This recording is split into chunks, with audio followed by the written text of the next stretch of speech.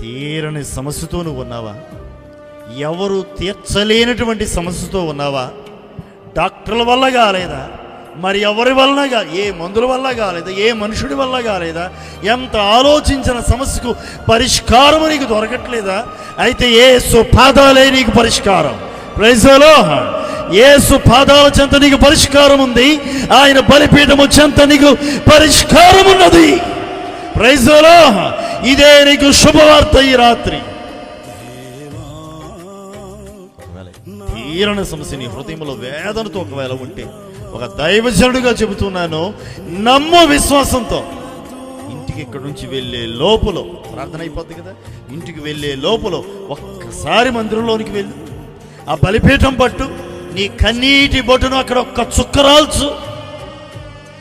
నీ హృదయ వేదన ఏమైందో దాన్ని విశ్వాసంతో ఆయన పాద సన్నిధిలో నీ హృదయాన్ని కురంబరించు. ఒక్క ప్రార్థన చేసి వెళ్ళు. నిత్యముగా నా దేవుడు హన్నా జీవితంలో చేసినట్లుగా మీ జీవితంలో కూడా ఓ గొప్ప పరిష్కారం ఇచ్చునుగాక.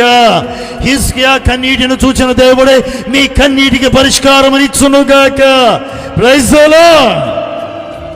విశ్వసించిన వారు ఈ పని చేయండి.